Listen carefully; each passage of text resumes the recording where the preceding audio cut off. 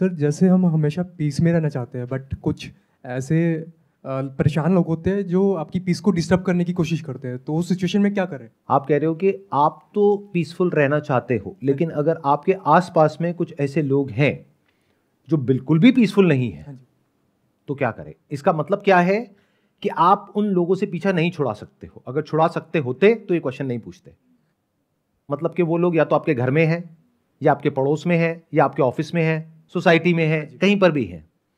तो अगर आप सोसाइटी की बात कर रहे हो तो जितना हो सके ऐसे लोगों से दूर रहो। जैसे अगर आपको पता है कि कोई गली का कुत्ता है जो पागल हो गया है और सबको काट रहा है, तो क्या करोगे? उससे जा करके लड़ोगे? उससे दूर रहोगे। सर फिर भी वो फोर्सफुली, मतलब बुराई ऐसे बोलते हैं ना कि झुंड में आती है। अब मान लेते हैं कि वो इंसान अकेला नहीं है, उसके साथ में कुछ और भी लोग हैं जिनका मोटिव है आपको तंग करना, आपको परेशान करना। आप जैसे ही रजिस्ट करते हो या उनको कुछ कहते हो तो वो और आपसे लड़ते हैं। मतलब कि वो आपको उकसा रहे हैं कि आप कुछ कहो या कुछ करो, और वो सारे झुंड में आकर के आपके ऊपर अटैक करते हैं। This is what you are saying, right? अब ऐसे में क्या किया जाए? प्रैक्टिकल सॉल्यूशन ये है कि या तो अपना एक झुंड बनाओ। थ्योरेटिकल बातें नहीं करेंगे, प्रैक्टिकल करेंगे। क्योंकि थ्योरेटिकल बातें क्या होती हैं? अरे अगर आपके आसपास में कोई भी अशांत है, उससे कोई फर्क नहीं पड़ता है, आप अपने आप को शांत रखिए। सर ऐसे शांत बैठेंगे लोग कमजोर समझेंगे फिर। Exactly, that's the point. जिन लोगों के साथ में कुछ गलत होता है, जैसे आपके साथ में अगर कोई कुछ गलत कर रहा है और आप चुप बैठे हो, तो दुनिया आपको बेवकूफ समझती है। तो मैंने क्या कहा है अपने कई सेशंस में, you need to be as powerful as possible, as powerful as you can, not to dominate others but to defend yourself. खुद को कैपेबल तो बनाना सर। बनाना ही पड़ेगा, ये दुनिया ही ऐसी है। This is called survival of the fittest. मतलब ये क्या है? अगर आप ध्यान से देखोगे, ये पावर गेम है, और ये आज से नहीं चल रही है, सदियों से चल रही है। और सिर्फ इंसानों में नहीं है, जानवरों में भी है। जानवरों में अगर आप ध्यान से देखोगे, जैसे कोई शेर है, चीता है, तो सबकी अपनी अपनी टेरिटरीज होती है। तो किसी एक की टेरिटरी में अगर कोई और आ जाता है तो उनके बीच में लड़ाई होती है, और फिर दोनों में से एक अपनी हार मान लेता है और वो वहां से चला जाता है, और वो टेरिटरी फिर दूसरे की हो जाती है। तो ये जानवरों में भी है। इसको पावर डायनामिक्स बोलते हैं, पावर गेम्स बोलते हैं। तो अब क्या किया जाए?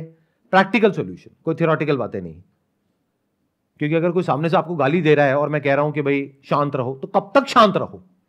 चलो आपको गाली दे रहा है, आप शांत रह सकते हो, ठीक है। आपकी मां को गाली दे रहा है, शांत रहोगे? बाप को गाली दे रहा है, शांत रहोगे? क्या भगवत गीता में यही सिखाया गया है? क्या भगवान कृष्ण अर्जुन को यह सलाह दे रहे हैं कि बेटा एक काम कर, सामने ना लड़ाई हो जाएगी, उसमें कुछ पड़ा नहीं है, एक काम कर, छोड़ करके भाग जा? ये सलाह दे रहे हैं?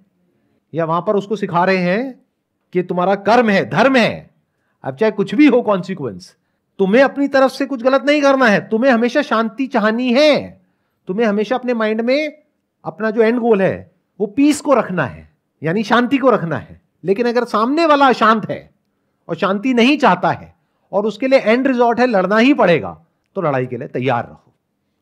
अब लड़ने के क्या तरीके हैं? एक है कि अगर सामने एक ग्रुप है जिसके एक पर्टिकुलर लेवल की पावर है, या मान लो उस ग्रुप में 5 लोग हैं, 10 लोग हैं, उनकी कलेक्टिव पावर ये है, जिसको भी आप पावर बोलते हो, जो एक्चुअल है, वो नहीं वो जो दिखा रहे हैं। क्योंकि दिल्ली में तो स्पेशली क्या है कि हर कोई पता नहीं क्या है, कि तू जानता है मेरा बाप कौन है? अरे भाई मुझे छोड़, तू जानता है तेरा बाप कौन है? ऐसे लोगों से ऐसी बात करनी होती है। तो यहां पे हर कोई हवा में है, हर किसी को ऐसा लगता है कि मेरे से ऊपर तो कोई है ही नहीं। तो नंबर 1, कभी किसी से फालतू में उलझो मत। जरूरत पड़े तो चुपचाप हाथ जोड़ करके वहां से निकल जाओ, उस इंसान से दूर रहो। लेकिन अगर कभी सामने वाला इंसान आपके ऊपर अननेसेसरी हावी हो रहा है और जरूरत से ज्यादा आपका टॉर्चर कर रहा है, मेंटल, फिजिकल, तो आपको पता होना चाहिए कि अपने आप को डिफेंड कैसे करना है। क्योंकि अगर आपको वो नहीं आता है तो मेंटल पीस की आप बातें कर सकते हो, लेकिन आपकी मेंटल पीस की पूरी धज्जियां उड़ जाएगी। बिल्कुल ऐसा है कि आप सो रहे हो लेकिन आपके गले के ऊपर तलवार लटक रही है, और मैं कहता हूं इस सब से क्या फर्क पड़ता है? शरीर मरता है, आत्मा नहीं मरती है। तुम एक शांत आत्मा हो, क्यों परेशान हो रहे हो? सुखी रहो। ये सब क्या है? एक तरह से हिप्नोटाइज करना हो गया, बेवकूफ बनाना हो गया आपको। प्रैक्टिकल कुछ भी नहीं है इसके अंदर। तो जब जरूरत हो, यानी जब अति हो जाए, तो वहां पर सीखो साम दाम दंड भेद चाणक्य नीति।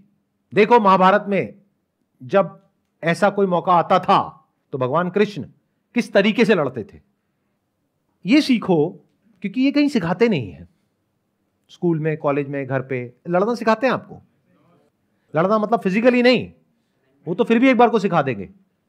साइकोलॉजिकली कैसे लड़ते हैं, कैसे सोच समझ के उसका जो वार है उससे खुद को बचाते हैं, और उसके ऊपर पलट करके इस तरीके से वार करते हैं कि लीगली आप कुछ भी गलत ना कर बैठो, नहीं तो अपना ही नुकसान कर बैठोगे।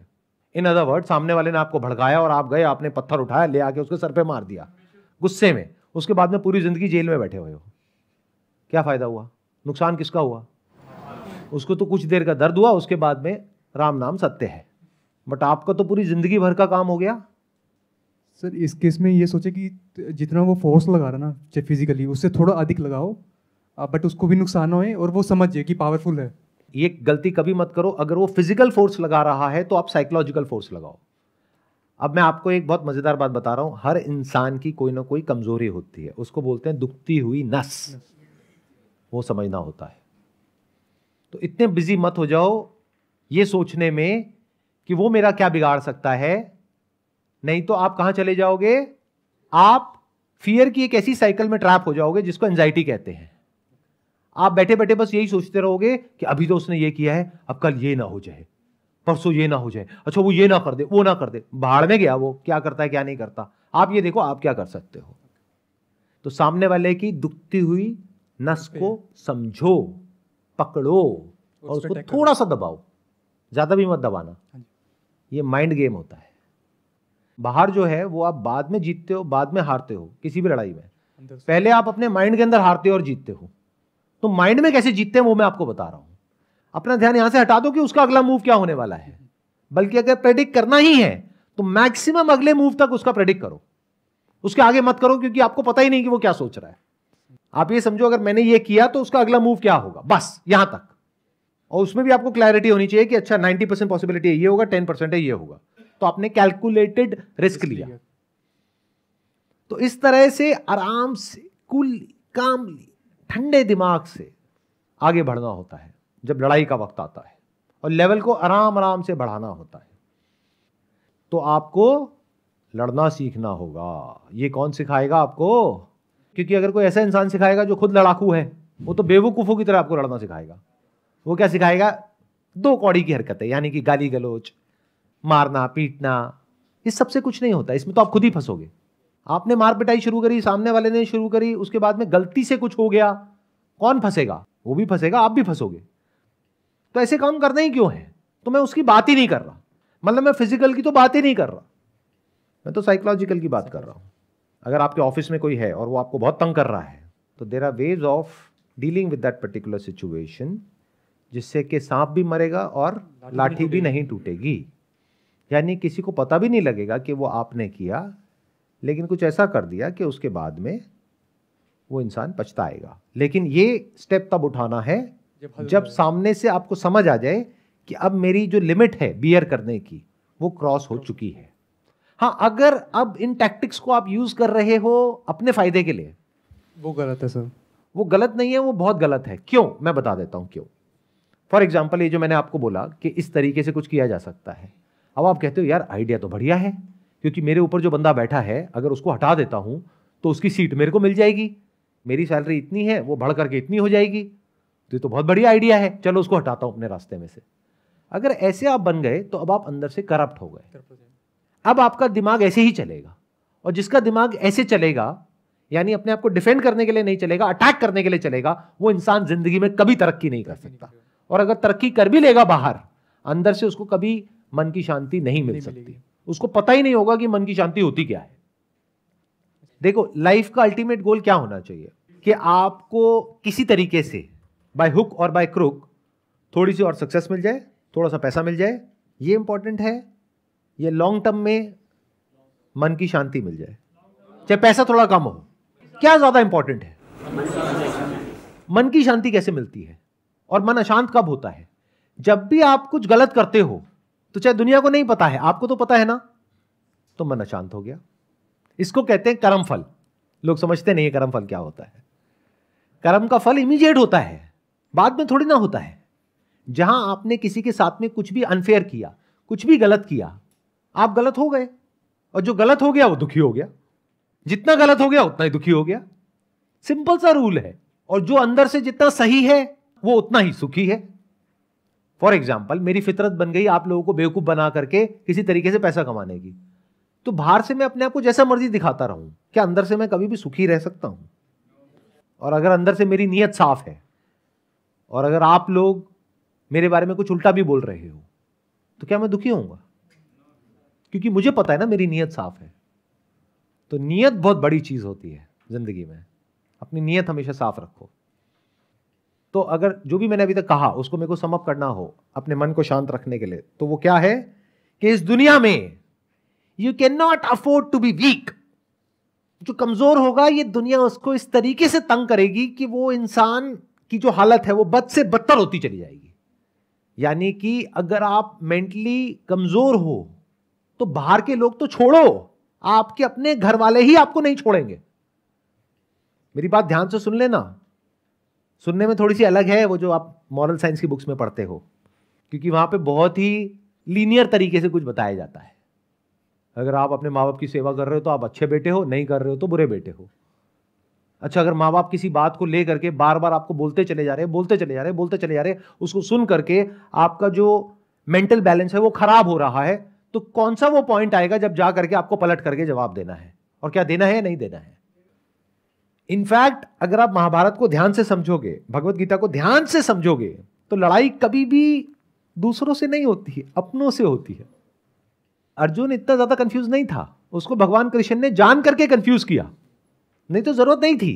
भगवान कृष्ण अर्जुन को यह भी बोल सकते थे कि भाई यहां पे तुम लड़ने के लिए हो, लड़ो, अपना क्या फालतू की बातें कर रहे हो। भगवान ने क्या किया, रथ को ले जा करके सामने बीच में खड़ा कर दिया और कहा ये देखो ये सारे तुम्हारे अपने हैं जिनको तुम्हें मारना है। उसके हाथ कांप गए। जिंदगी में जो सबसे बड़ी लड़ाइयां होंगी ना आपकी, वो अपनों से होगी। दूसरों को तो छोड़ ही दो, अपने पड़ोसियों को तो आप हैंडल कर लोगे, ऑफिस में जो लोग हैं उनको तो हैंडल कर लोगे, अपनी वाइफ से कैसे डील करोगे, अपने पेरेंट्स से कैसे डील करोगे, बच्चों से कैसे डील करोगे, ये सबसे बड़ी लड़ाइयां हैं लाइफ की। तो यहां भी सीखना पड़ेगा कि कौन सा वो पॉइंट होता है जहां पे जा करके आपको पलट करके जवाब देना होता है या एक स्टैंड लेना होता है, और कहां पर हल्के फुल्के तरीके से आया गया करना होता है।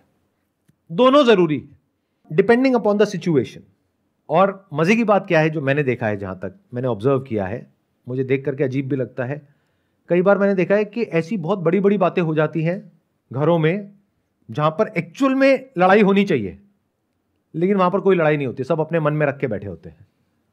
और छोटी छोटी बातें होती हैं जहां पर कोई लड़ाई होनी ही नहीं चाहिए, वहां पर लड़ रहे हैं।